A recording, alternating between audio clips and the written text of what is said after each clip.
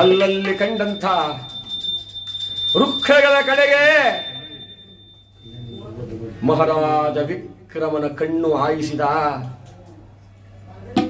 ಭಗವಂತನ ಮಾಯೆಯಿಂದ ಫಲಭರಿತವಾದಂಥ ಹಣ್ಣುಗಳು ಜೋತಾಡುತ್ತಿವೆ.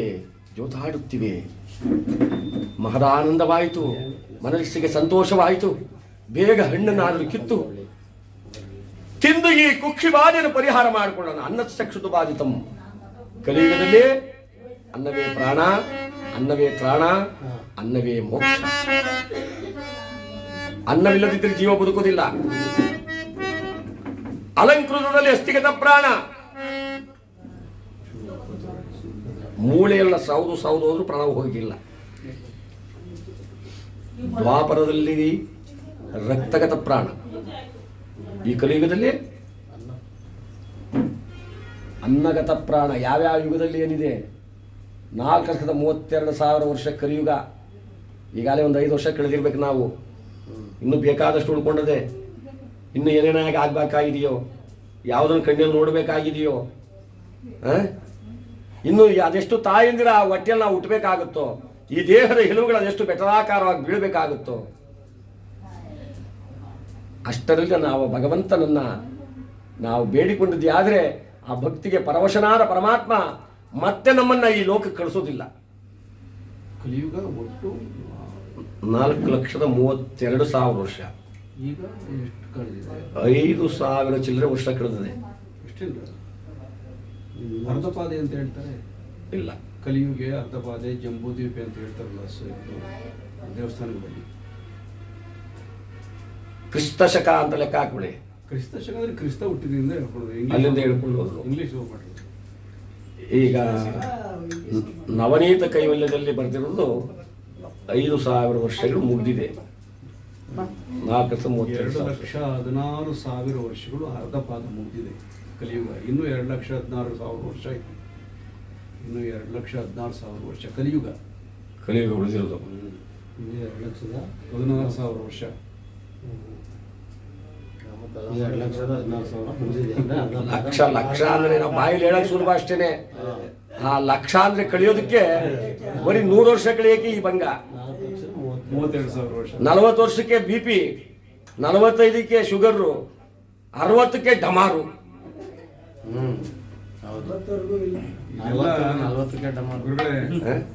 ಎಲ್ಲ ಹಿಂಗೆ ಹೆಚ್ಕೊಂಡು ಹೋಯ್ತವೆ. ಒಂದ್ಕಾಗಲ್ಲ. ಇವು BP ಕಂಡ್ರೆ ಶುಗರ್ಗಾಗಲ್ಲ, ಶುಗರ್ ಕಂಡ್ರೆ BP ಆಗಲ್ಲ. ನೋಡಿ, ಅಣ್ತಂದಿರು ಇಬ್ರು ಅಣ್ತಂದಿರು. ಎಲ್ಲ ಸರ್ವನಾಶ ಆಗೋಯ್ತದೆ. ತಿರ್ಗಾ ಲೊಂಗಿ ಉಳ್ಕೊಂಡು ತಿರ್ಗಾ ಹಿಂಗೆ ಹೆಚ್ಕೋತಾರೆ. ಪಾಪತ್ತೇನಾರ BP ಮಾತ್ರ ಜಾಸ್ತಿ ನುಂಗ್ಬಿಟ್ರೆ ಶುಗರ್ ಜಾಸ್ತಿ ಆಗ್ಬಿಡ್ತದೆ. ಅವ್ನು ಕಟ್ಕೊಂಡೇನು ನೀನು ಶುಗರ್ ಕಮ್ಮಿ ಮಾಡ್ಕೊಳ್ಳೋ ಶುಗರ್ ನುಂಗ್ರೆ BP ಜಾಸ್ತಿ ಆಯ್ತು.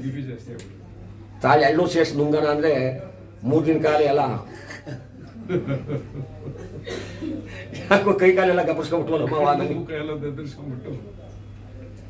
ಇನ್ನು ಎಳ್ಕೊಂಡು ಹೋಗ್ಲೇಬೇಕು ದೊಡ್ಡ ಆಸ್ಪತ್ರೆಗೆ. ಅವನು ಕಿವಿಗೆ ಮೂಗಿಗೆ ಎಲ್ಕ ಒಂದು ನ್ಯಾತ ಹಾಕ್ಬಿಟ್ಟು ನ್ಯಾತ ಹಾಕ್ಬಿಟ್ಟಾದ್ರೆ ಎತ್ತಾಗ ಒಳ್ಳಾಡಂಗಿಲ್ಲ. ಅಕಸ್ಮಾತ್ ಪ್ರಾಣ ಹೊಂಟೋಗಿರೋ ಒಂದು 3 ದಿನ ಮಡಿಕೋತಾರೆ. ಪೊಲೀಸ್ ಹಬ್ಬ ದುಡ್ಡು ಮಡ್ಗವ್ರು ಹೆಂಗ್ ಗೊತ್ತಾ ಕಟ್ಬಿಟ್ಟು ಹೋಗ್ಲಿ. ಹೊಂಟೋಗಿರ್ತದ ಅಲ್ಲಿ ಇರಲ್ಲ. ಎಂತದಪ್ಪ ಮುಗ್ಗ ಹಾಕ್ತಾರಲ್ಲ ಎಂತ ಸಾಧು 2 kg ಕೋಳಿ ಕೊಯ್ಸಿ ತಗೊಂಬಂದ್ರೆ ಮುಂದಿನ ಜನ್ಮದಲ್ಲಿ ಅದೇ ಕೋಳಿಯಾಗಿ ಹುಟ್ಟಿ ನಾವು ಕತ್ ಕೊಯ್ಸ್ಕೊಬೇಕಾಯ್ತು. ಮಾಡಿದಳು ಮಾರಾಯ. ಹಂಗೆ ಕರ್ಮ ಇರೋದು, ದೇವ್ರು ಮಾಡಿರೋ ಕರ್ಮ ಇರೋದು. ಹೀಗಿರ್ಬೇಕಾದ್ರೆ ಯಾವ ವಿಕ್ರಮ ಆ ಫಲವನ್ನು ಹಿಡಿಯಲು ಹೋದ್ರೆ ಆ ಫಲಗಳು ತನ್ನಷ್ಟಕ್ಕೆ ತಾನೇ ಮೇಲ್ಕ್ ಹೋಗ್ತಾ ಇವೆ. ಮರದ ಅಣ್ಣೆ ಮಾಯವಾಯ್ತು, ಕೊಳದ ಜಲವೇ ಬತ್ತಿವಾಯ್ತು. ಮರದ ಅಣ್ಣೆ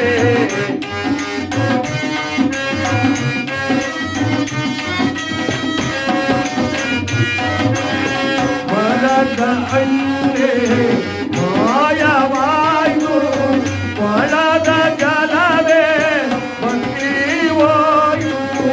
ಯಾರಿಗೆ ಹೇಳಲಿ ಏನದು ಮಾಡಲಿ,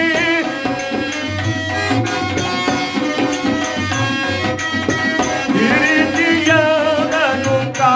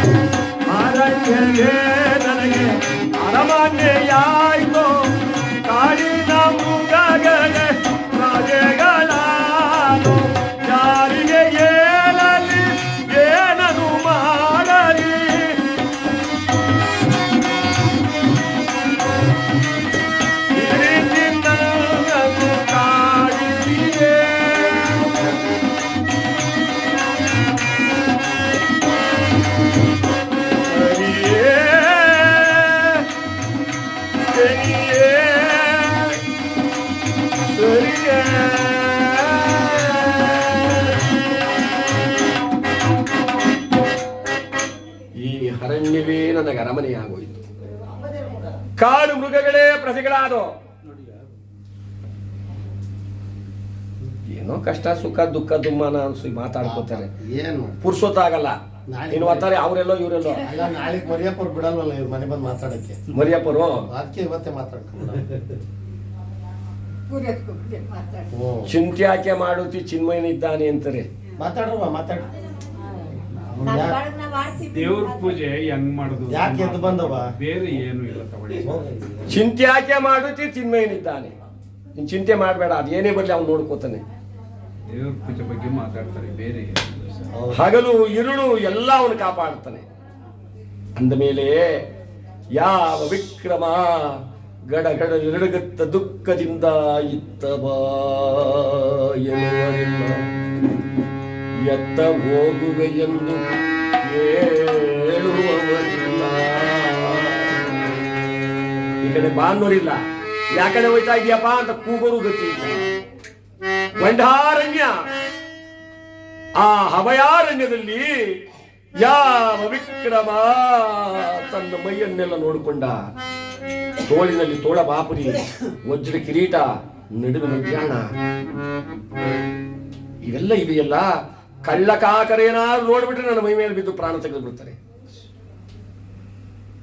ಹೆಣ್ಣಿಗೆ ಸೌಂದರ್ಯ, ಹುಲಿಗೆ ಹುಗುರು, ಆನೆಗೆ ದಂತ, ಮನುಷ್ಯನಿಗೆ ಸಂಪತ್ತು, ಪ್ರಾಣಕ್ಕೆ ಆಪತ್ತು.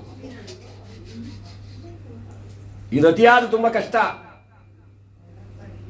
ಅತಿಯಾದ ರೂಪವತಿ ಆಗ್ಬಿಟ್ಟು ಅದ್ಯಾವ ಗಳಿಗೆ ಉಟ್ಬಿಟ್ಟೆಯವ್ವ ನೀನು. ಎಷ್ಟು ಕಳಿವೆ ಉಟ್ಬಿಟ್ಟೆ, ರಕ್ತ ಬಳ್ಕೊಳಂಗಿದ್ದೀಯಲ್ಲ. ಹೆಂಗಾದ್ರೂ ಮಾಡಿ ಮದುವೆ ಮಾಡ್ಕೋಬೇಕು. ಅದೇ ಸೋದ್ರ ಮಾವ ಹೋಗಿ ಕೇಳವನಂತೆ, ನಾನ್ ಮಾತ್ರ ಬಿಡಲ್ಲ. ರಕ್ತ ಕೊಡಿ ಎರೆದು ಬಿಡ್ಲಿ,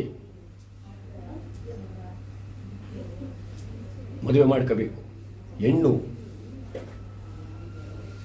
ಈ ಹುಲಿಗೆ ಹುಗುರಿರೋ ದೇಶದಿಂದಲೇ ಇದೇ ಒಂದು ದೊಡ್ಡ ಕೇಸ್ ಆಗ್ಬಿಟ್ಟಿತ್ತಲ್ಲ ಸರ್ಕಾರದಲ್ಲಿ. ಅದೇ ಒಂದು ಹುಲಿ ಹುಗುರು, ಆನೆಗೆ ದಂತ. ಇಡೀ ತಮಿಳುನಾಡು ಕರ್ನಾಟಕ ಹಳ್ಳಾಡ್ಸ್ಬಿಟ್ಟ ವೀರಪ್ಪನು, ಆನೆ ದಂತ ಮಾಡ್ಕೊಂಡು. ಮನುಷ್ಯನಿಗೆ ಸಂಪತ್ತು, ಆ ಸಂಪತ್ತಿದ್ರೆ ಅವನಿರ್ತಕ್ಕಂಥದ್ದನ್ನು ನಾನು ಕಿತ್ಕೋಬೇಕಲ್ಲ ಅಂತ ಹೇಳಿ ಆಪತ್ತು ಮಾಡೋಕ್ಕೆ ಅವನೆಂದಿಗೂ ಹಿಂದಾಗಲ್ಲ ಎಂಬುದನ್ನು ಅರಿತಂತ ವಿಕ್ರಮ ತನ್ನ ಮೈಮೇಲಿದ್ದ ಎಲ್ಲ ಒಡವೆಗಳನ್ನು ಬಿತ್ತ. ಆ ಸೊಂಟದಲ್ಲಿದ್ದ ರುಮಾಲನ್ನು ತೆಗೆದು ಒಂದು ಗಂಟು ಕಟ್ಟಿಕೊಂಡ. ಆ ಗಂಟನ್ನು ಕಟ್ಟಿಕೊಂಡು ಅರಣ್ಯ ಮಾರ್ಗದಲ್ಲಿ ಒಂದು ಕಣಿವೆ ಹಾದಿಯಲ್ಲಿ ಹೋಯ್ತಾ ಇದ್ದಾನೆ. ಯಾವುದೋ IT-BT ಕಂಪನಿ ವಿಚಾರ ಮಾತಾಡ್ತಾವ್ರು ಇವರು. ಸುಲಭ ಅಲ್ಲ. ನಾವ್ಯಾವ್ದೋ ಸಣ್ಣ ಕತೆ ಮಾಡ್ತೀವಿ, ಇದ್ಯಾಕ್ ಬೇಕು? ಎಲೆಕ್ಟ್ರಾನ್ ಸಿಟಿಗೆ ಹೋಗ್ಬಿಡಿಯವ. ಅಲ್ಲ, ಅವನಿಗೆ ಸಿಕ್ಕಲ್ವಲ್ಲ ಬೆಳಗ್ಗೆಯಿಂದ.